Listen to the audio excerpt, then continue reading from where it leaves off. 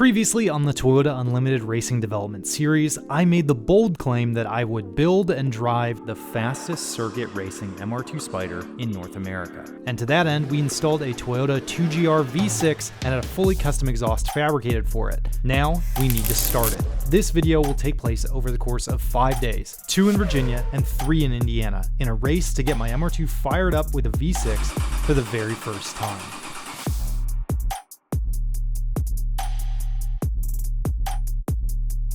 Welcome back to the Toyota Unlimited Racing Development build, and if you saw last episode, we had a very nice exhaust built for the MR2, but I didn't get a chance to weigh it.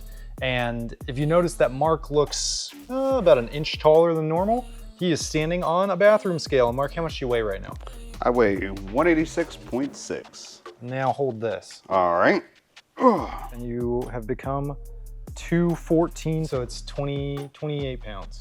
All right, now that we know that, what are we gonna do this episode, Marc? Well, we have quite a few things to do. We gotta get fuel lines all hooked up still. We got coolant lines to get routed. We got the subframe to put in, the engine mount to put in. And we're doing all of this because at the end of this episode, you will see this car start and run. Ben? What's task number one? What are we doing? What are we lining up? I think we should start off with probably the hardest thing first, which is this coolant line. We need to make sure that there's enough clearance for that coolant line to go through there, the exhaust, and also not to heat up too much. So hopefully we can find a hose that's got 390s. That would be seriously impressive. I think I'm gonna have to make something. All right, so that's our water pump water neck that we need to connect a hose to. We're gonna go with a silicone hose off of that, and then a couple of hard pipes that will kind of trace down that way along the firewall. So Marc took the 2 pieces of pipe over to Driver Motorsports to get the ends cut real flat and get the ends B-ruled that are gonna go onto hoses. And well, you know, Devin took some liberties and he went ahead and just welded the thing together. I mean, to be honest, I was gonna do it myself, and I think it probably would have turned out, you know, a little bit more pretty aesthetically. Just have Devin do it. But, you know, Devin's a good kid, so he needs a little bit more experience wherever he can get it. So nice to give him an opportunity to do some work. So yeah, now we've got a nice water pipe, and this is gonna just run right along the firewall, and we're done with our coolant system. We're gonna build out our fuel system using some other stuff that we got overnighted. First, we've got this 150-degree 6AN fitting that's gonna basically take the fuel line off the firewall and then send it downward so that we're gonna be able to go underneath of the intake. We'll drop in a straight somewhere along here, and that is going to connect us to a T-fitting. So we've made this. This is gonna come from the fuel pump, snakes around in the engine bay. This one tees off into the firewall side fuel rail, and then this one goes around to the rear fuel rail. It's all coming along very nicely as Marc and I button up the remaining items on our list that I want dealt with before we wire the car.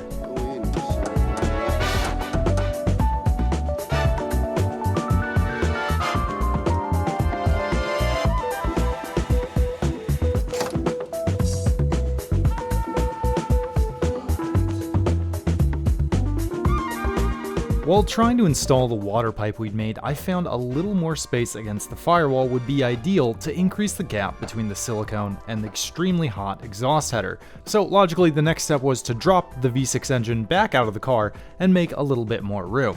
First, we started with a little bit of conventional hammering on the steel firewall, but then I got an epiphany.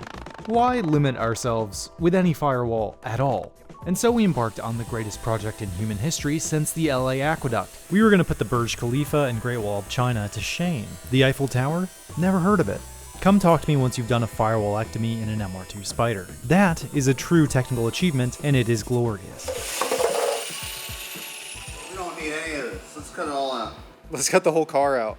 We'll make a removable firewall for the MR2 eventually, but now I've got an appointment scheduled in Indiana at the garage of one Marc from Frankenstein Motorworks.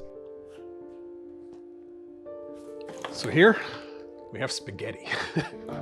We have the Magic Spaghetti, a stock Sienna wiring harness that we have to make work in your car.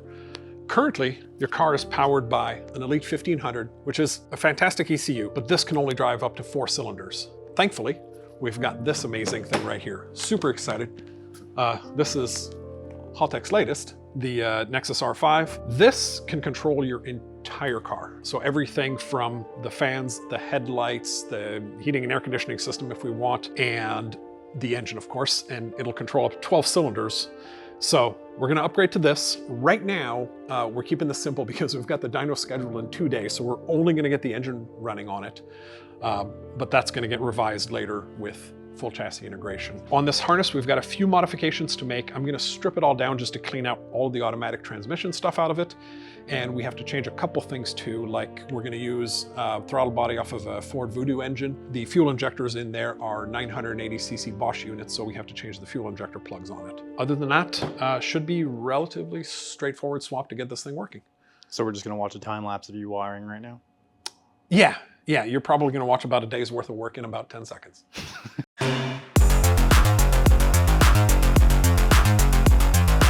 We've got everything stripped off the harness now, so we can work with everything. And now we just need to make our changes, right? Like this is the oxygen sensor, right, which has 4 wires. Well, the ones we're going to have 6 wires, so we need to put these in the harness. Things like the injector power and ignition and all that kind of stuff normally goes to the chassis. And the beauty about the R5, because it's got an integrated power module, everything here is just going to the R5. We provide power to the R5, and then it powers everything else. Marc slimmed down the factory wiring harness, so now it's time to see how all of that will connect to the Toyota V6, which means we're going to be working in the car. We've removed the stuff we don't care about, and we're down to the stuff that we do care about. I think the intake's gonna have to come off too for the injectors, and now we have access to the injectors. Obviously, this is now a tangled mess, so I'm gonna go lay it on the engine so that we can kind of reorganize all the bundles and then proceed to doing things like changing the throttle body connectors and whatnot. Before Frankenstein Motorworks, Marc worked for a commercial vehicle manufacturer doing development stuff on a much larger scale than wiring up a midship runabout. So for him, something like this is just a fun weekend project. And thank God for Marc, so I don't have to try and figure out how to do this myself. So we've got this plenum here that is designed for GM applications, and we've got a Ford throttle body, so we need to make an adapter between the two. Though somehow miraculously, the bolt pattern actually aligns. So the only thing we need to be concerned about is the fact that this is 105 millimeters and this is 87. So we're gonna make a simple adapter and it's just gonna bolt right through to these existing holes. And now, you did make fun of me last time for having a beginner mill, you know, so we fixed it. I've got coolant and everything on this one, and we're gonna use one of these chunks here of aluminum and make yourself a spacer.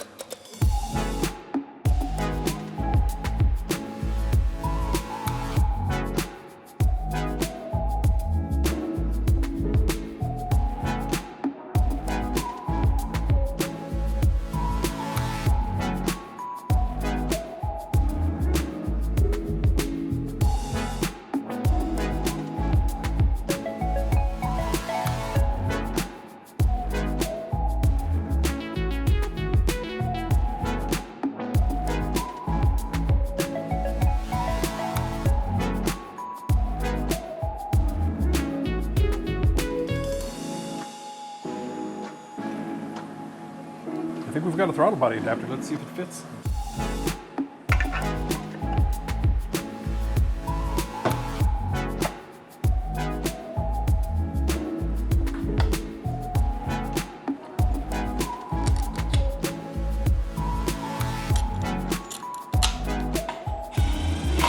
It works then, I don't know how much you can see in there, but that's a super nice smooth transition.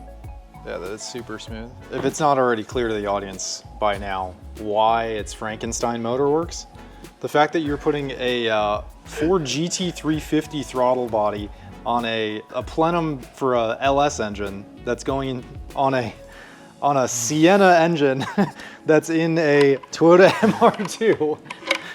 I think I think you get it. This is Frankenstein Motor Works. It's starting to become clear to me. Day 2. So, surprisingly, we're doing more wiring. I've just adapted the injector harness here. No matter what today, this thing has to run. So, might be a long day, hopefully not. But then the other thing we're gonna do, we really wanna get this thing tuned in just right. So on the machine in the background, we're making spacers so that we can tune the intake runners perfectly to this thing with the goal of making more than that 350 wheel horsepower. Right now, this is just operation 1, obviously. We still have to finish the other side. This just fits right on top of here. And then just use longer bolts, and then the plenum just bolts right on top of that. So I'm making a handful of them so we can try in 5mm increments and tune the runner to be just perfectly in tune with the cams. So you said the MR2 needs to be running today with the 2GR in it. Yes, it doesn't have to be running well, but basically everything has to be hooked up to the R5. All the sensors have to be working properly, all the injectors, the coils, everything. It has to at least idle. And I'm going to call that a day, because tomorrow then we need to fine tune everything, because tomorrow's Tuesday, so Wednesday, first thing in the morning, we've got the dyno. So the race is on, and immediately we discover that the intake tubing we've got on hand is just about 10mm too small in diameter to fit on the 87mm GT350 throttle body. I'm not saying we can't get that on there, but perhaps you doing a little bit of running around seeing if you can find the right part would be nice. So, while I search high and low around Indianapolis for the right silicone elbow, Marc keeps doing more of the same. Wiring.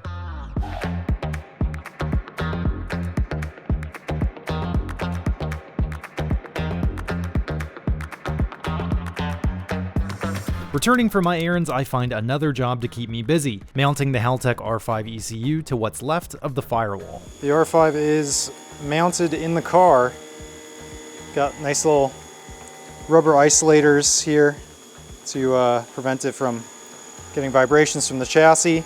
And the Elite, the 1500, the old ECU, is here in the engine bay. This is going to be isolated from those engine bay temps and all the vibes. Honestly, you know, the hard work is pretty much done. I just don't know what's taking Marc so long. This wiring stuff's the easy part. You know, this should have been done yesterday, honestly. But I don't know. He's kind of slacking. Meanwhile, we've got more cutting happening. We're going to make some in 10mm thick, and some we're going to leave a little taller for 15mm, and that'll allow us to tune the intake in 5mm increments. I found more tasks to keep me busy. In this case, oil. Even though the 2GR is a Toyota engine and therefore unkillable, it is a freshly built motor, so I'm opting to give it every opportunity for a healthy break-in and using conventional valvoline VR1 10W30. VR1 is formulated with a healthy amount of zinc or ZDDP for high-performance engine use, like going immediately onto the dyno. And I went with the conventional variant of VR1 because old-school engine building wisdom says that the additional friction from a conventional oil helps ring seat. We get to test that coolant pipe we built by vacuum filling it with Xerox Asian vehicle coolant. My goal is to ensure that the car stays cool on the dyno.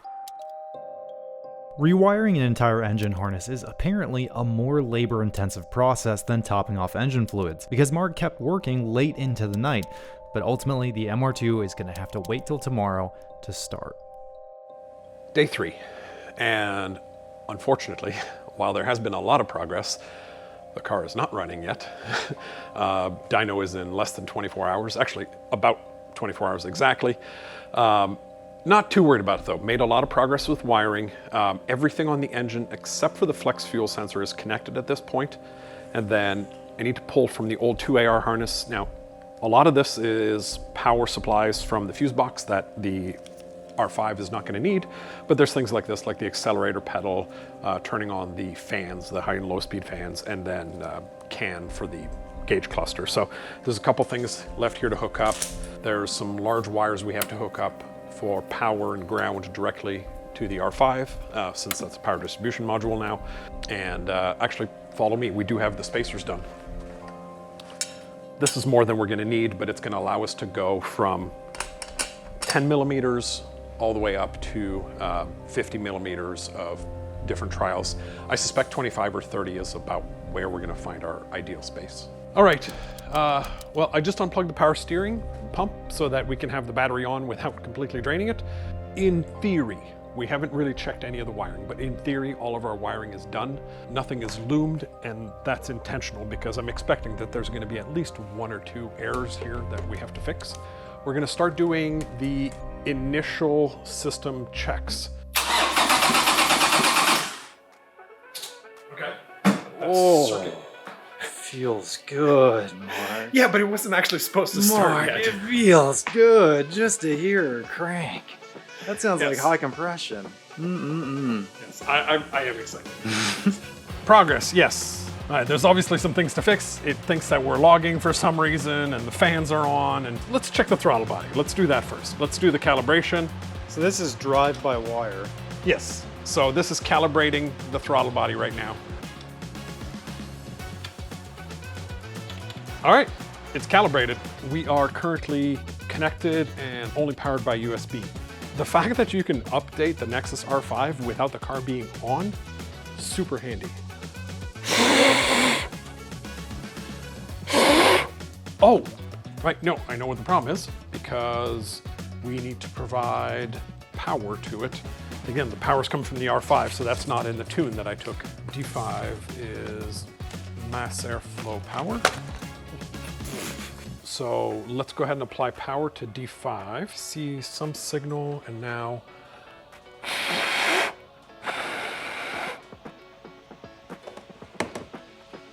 All right, that sensor is working now. Excellent.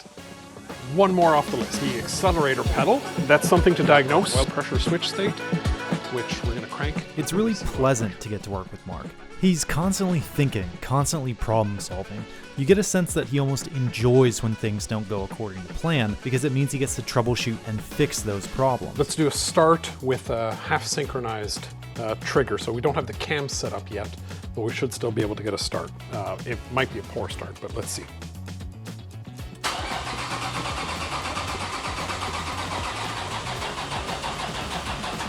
Okay, well the good news is we got oil pressure. The oil pressure showed okay. Nice. The bad news is I think we need a charger right now.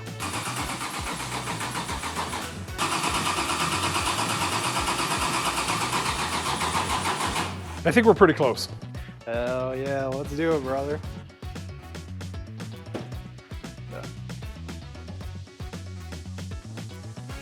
Yeah.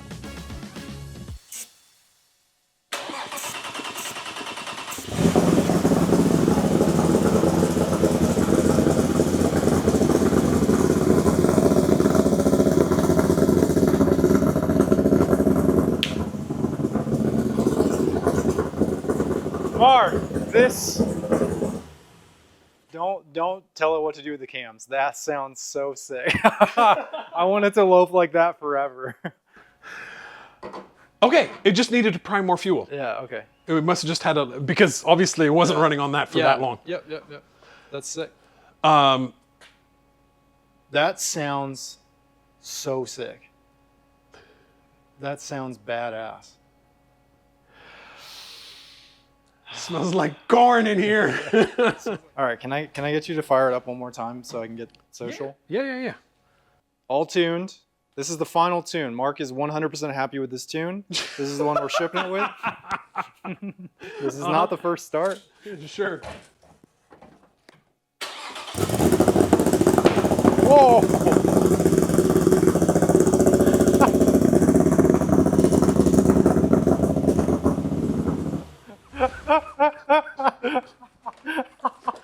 I heard a pop. Did you get some fire out of there?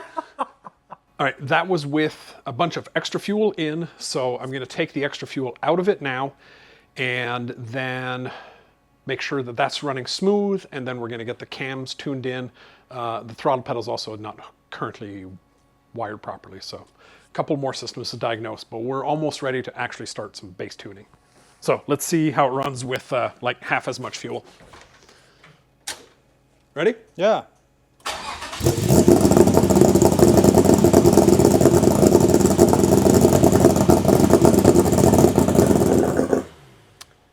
So I just spotted what that sound might be coming from. I've got it's showing engine limited function of failed throttle because we don't have a throttle pedal. Yeah. So I think it might be doing kind of a rotational idle to maintain 1700 RPM to not go above that. I think that's what we're hearing. That kind of sounds like a rotational idle. It's got kind of that wankle, give no f about fuel economy kind of thing. It's sick. I love it.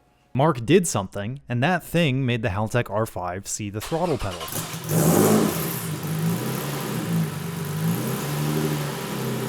Sounds a little different with a working throttle. For the next few hours, Marc troubleshoots and dials in the bass tune while I find all the things that are leaking on the car and patch them up, including a huge coolant leak. Go figure.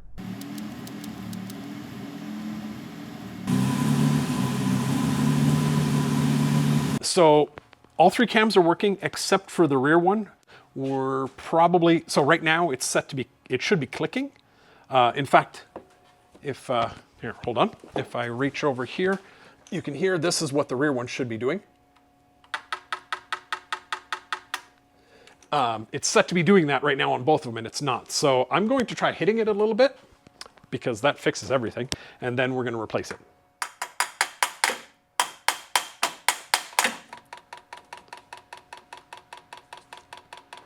This guy is a mechanical genius. Ladies and gentlemen, the Canadian Jeremy Clarkson. Incredible. Sometimes you just need some percussive maintenance. Fixed. All right, and show me the start procedure. I need to fix those tables.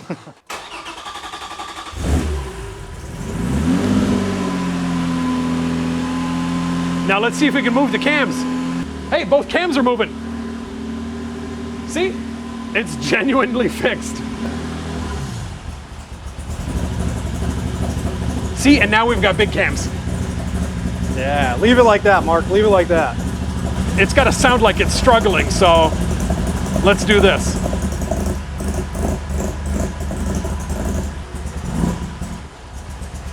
There you go. Do you have big cams in your car now?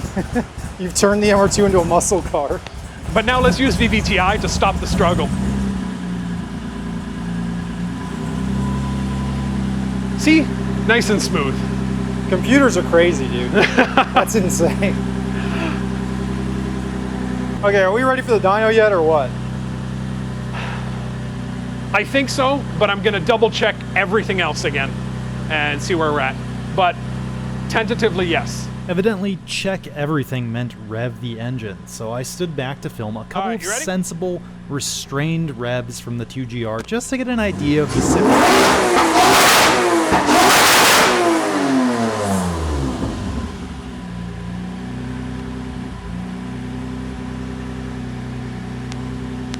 Dude, there's insulation falling from the ceiling.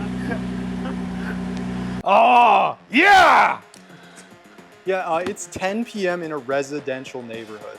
I mean, at least I don't have to live here.